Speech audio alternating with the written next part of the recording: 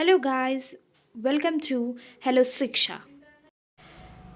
So guys, आज का chapter जो हम स्टार्ट करने वाले हैं वो है क्लास 12th का term two syllabus, right? So term two syllabus is with starting off the chapter human health and diseases. So let's begin. So the first question which is given, or the topic you can say, is what is health? So health is basically what? It is a state of complete physical, mental and social well-being. यानी कि किसी भी human being की physical condition, mental condition and social condition जो particularly well-being होती है, that is called your health. ठीक है? हेल्थ अगर अच्छी है, if you having good health, so it increases your productivity and ensures longevity. अगर अच्छी हेल्थ है तो वो आपका क्या करती है कि प्रोडक्टिविटी के साथ साथ आपकी लाइफ की लॉन्गेटिविटी भी ज़्यादा होती है. सेकेंड टॉपिक जो यहाँ पर दिया हुआ है that is ways to ensure good health. यानी कि हमारी एनसीईआरटी के टॉपिक वाइज ही मैं आपको नोट्स दे रही हूँ, आप उससे कंपेयर भी कर सकते हो. ठीक है. सो नेक्स्ट टॉपिक जो हम देखने वाले हैं कि what are the ways that ensures good health. So यहाँ पर कुछ पॉइंट्स मैंने दिए हुए हैं. बेसिकली आपको हमेशा देखने को मिलेगा कि मैं जो भी नोट्स आपको देती हूँ that I provide you with the points. So points से पढ़ने में आपको आसानी भी होगी and you will be easily able to recall. तो पहला पॉइंट है balance diet, personal hygiene, exercise, awareness about prevention and control of disease, proper waste disposals, vaccination. So यहाँ पर बहुत सारे पॉइंट्स हैं जो मैंने मेंशन किए हैं, आप देख सकते हो. ये होते हैं वेज कि हम कैसे गुड हेल्थ को अटेन कर सकते हैं. ठीक है. सो ये कुछ वेज हैं, ये थोड़े इंपॉर्टेंट हो सकते हैं सब्जेक्टिव वाइज भी as per and for your what MCQ. अब वैसे तो आपका टर्म 1 ही एमसीक्यू बेस था, बट या अभी हमें कुछ कंफर्म नहीं क्योंकि हमारे कोरोना के केसेस फिर से स्टार्ट हो रहे हैं बढ़ना. So we are not knowing. तो हम दोनों पर्टिकुलरली वेज में पढ़ने वाले हैं. ठीक है. नेक्स्ट क्वेश्चन यहाँ पर अराइज होता है व्हाई डू डिजीजेज आकर. ठीक है. सो मतलब कि हमारी बॉडी में डिजीज़ के सिम्टम्स या डिजीज़ होना क्यों शुरू होती है. तो यहाँ पर 3 पॉइंट्स हैं जो मैंने रेगुलरली मेंशन किए हैं. क्या है कि जेनेटिक रीजंस हो सकते हैं. ठीक है. जेनेटिक रीजंस क्या हो सकते हैं कि इनिटिएट डिफिशिएंसी हो सकती है या फिर इनहेरिटेबल डिफेक्ट्स हो सकते हैं. यानी कि इन दोनों चीज़ों के बारे में, इनिटिएट डिफिशिएंसी एंड इनहेरिटेबल डिफेक्ट्स, इन दोनों के बारे में अभी हम चैप्टर में आगे आने पर पढ़ेंगे. अभी के लिए पर्टिकुलरली आप जान लो कि ये कौन सी कैटेगरी ऑफ रीजंस में फॉल करते हैं. ठीक है. सेकेंड है इन्फेक्शंस. हमारी बॉडी अगर बहुत दिन तक किसी रॉन्ग इन्वायरमेंट में रहती है और अडॉप्ट नहीं कर पाती है तो उस चीज़ पर्टिकुलरली इन्वायरमेंट का हमें क्या हो जाता है, इन्फेक्शन हो जाता है. We get infected to that particular thing. So infections are the reason कि हमें डिजीज़ हो सकती है. अभी हम आगे इस चैप्टर में पढ़ने वाले हैं कि कैसे क्या क्या टाइप्स की डिजीज़ होती हैं जो कि अलग अलग ग्रुप में फॉल की गई हैं. So we are going to particularly talk about them. Third one is sedentary lifestyle. यानी कि जंक फूड हमारी लाइफ में आजकल बहुत ज़्यादा इंक्लूडेड है. हम घर के बने हुए खाना नहीं खाते हैं.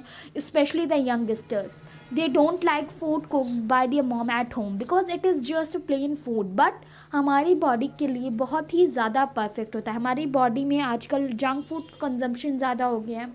अल्कोहल, ड्रग्स, आज की यंग जनरेशन बहुत ज़्यादा फ्री होने के साथ उन्हें फ्रीडम दी जा रही है तो वो गलत पाथवे पर जा रहे हैं. दैट इज़ कि वो अल्कोहल और ड्रग के अटैक में हो रहे हैं. एक्सरसाइज लैक हो रही है बिकॉज आप कह सकते हो बिजी लाइफ स्टाइल हो गई है या फिर not giving so much importance to any particular thing. So ये 3 रीजंस हो सकते हैं कि हमारी बॉडी में डिजीज़ क्यों होती है. ठीक है. अब आती है एक बहुत ही important term that is pathogenic diseases. Pathogenic diseases क्या होते हैं. इसमें सबसे पहला जो आपका क्वेश्चन होना चाहिए वो ये कि what are these pathogenic diseases. Pathogens क्या होते हैं. सबसे पहला क्वेश्चन आता है कि पैथोजेंस क्या होते हैं. सो पैथोजेंस होते हैं, they are the parasites that enter the human body through various means then multiply and interfere the normal vital activities. यानी कि पैथोजेंस हमारे ऐसे ऑर्गेनिजम्स होते हैं जो कि दूसरे किसी ऑर्गेनिज्म के बॉडी में एंटर करते हैं और वहाँ पर रहते हैं। फिर उसी जो उन्होंने होस्ट, जिस बॉडी में वो एंटर कर रहे हैं, उसे हम कहते हैं होस्ट।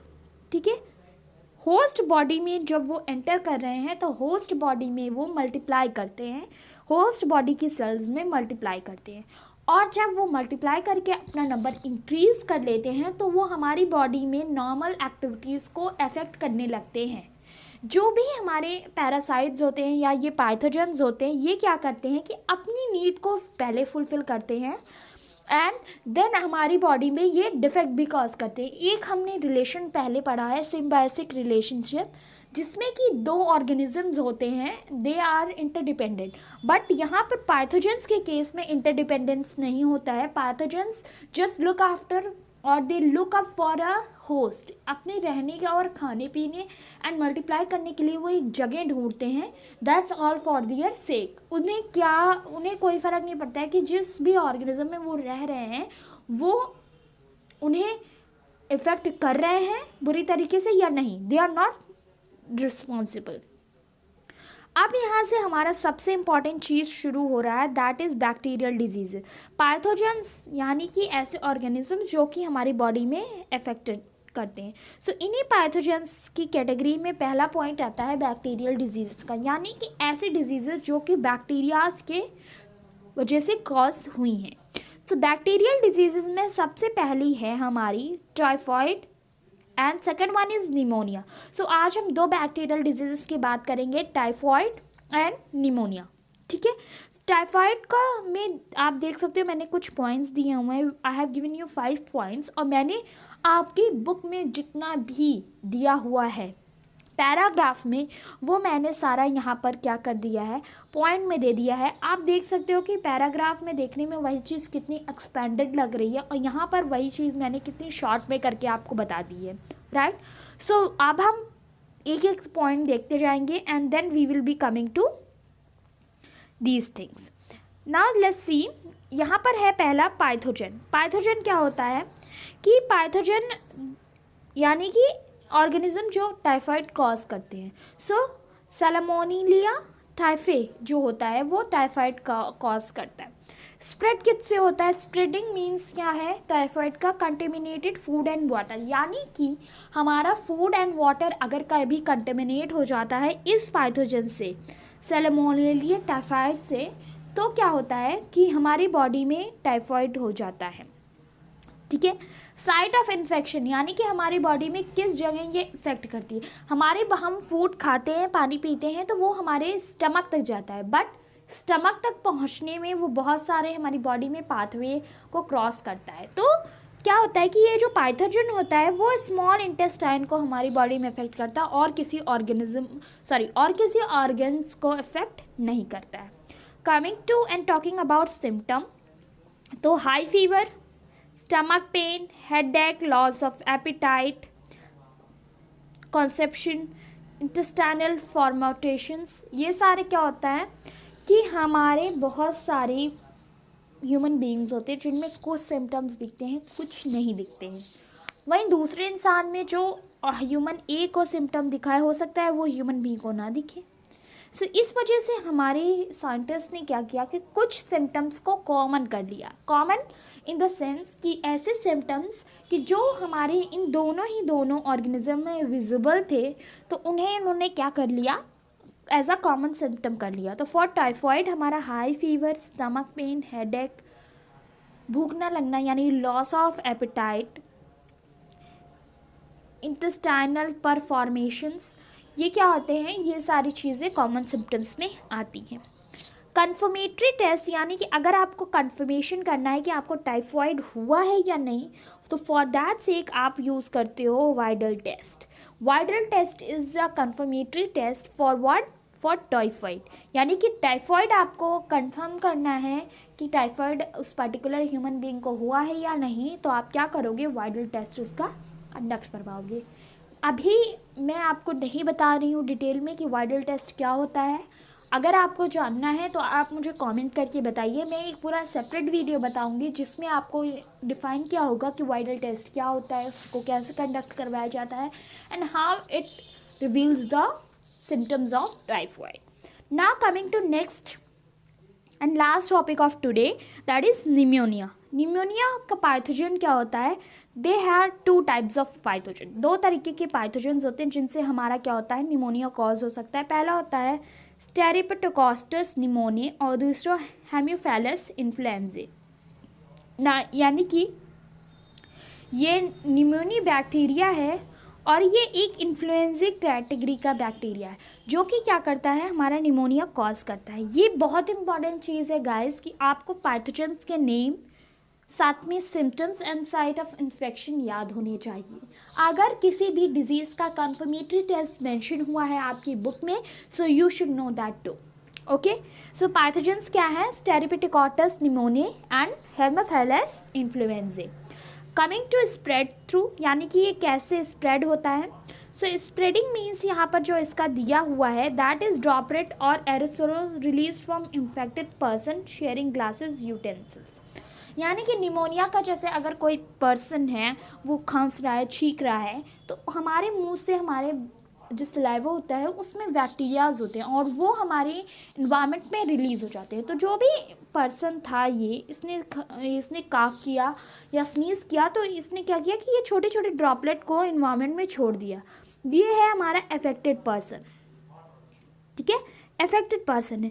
अगर यहाँ पर फिर इन्हीं ड्रॉपलेट्स के कंट्रोल में आसपास कोई हेल्दी पर्सन आता है तो वो क्या होगा, सफ़र करने लगेगा उसी डिजीज़ से जिस डिज़ीज़ से ये इंसान अफेक्टेड था या फिर जिसने इस डिजीज़ ड्रॉपलेट्स को एनवायरनमेंट में रिलीज़ किया था। तो स्प्रेडिंग मीन्स निमोनिया का क्या है कि spreading droplets of infected disease.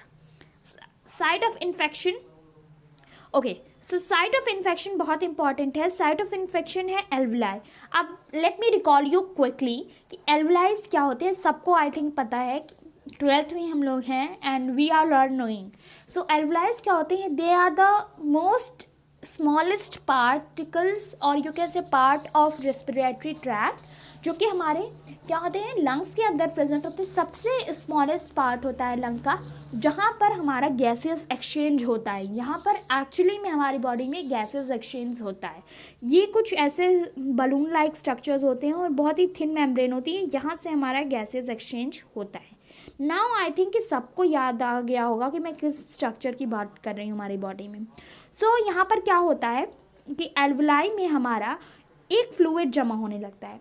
Pneumonia में हमारे एल्वुलाई के अंदर फ्लूइड जमा होने लगता है, इकट्ठा होने लगता है। तो उससे क्या होता है कि अगर हमारी बॉडी में अगर ये एल्वुलाई है और यहाँ पर हम क्या होता है कि गैसेस एक्सचेंज होता है, बट अगर यहाँ पर फ्लूइड जमा होने लगा है तो ये क्या हो जाएगी, ये एक डेंस एरिया हो जाएगा, गैस एक्सचेंज होने में डिफ़िकल्टी आने लगेगी। सो इसी एक्यूमुलेशन ऑफ फ्लूइड की वजह से क्या होता है कि यहाँ पर ब्रीदिंग में हमें इशू होने लगता है। और सिम्टम्स की बात करें तो आप देख सकते हो यहाँ पर सिम्टम्स में भी आपको ईजिली मेंशन किया गया है कि क्या क्या सिम्टम्स होते हैं।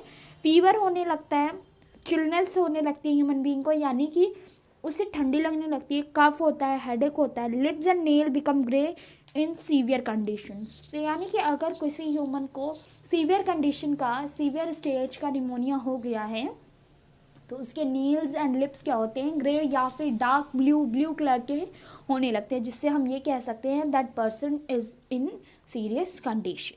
सो आई होप कि ये क्लियर हो गया होगा। हमने thank you so much for watching. Do like, share and subscribe.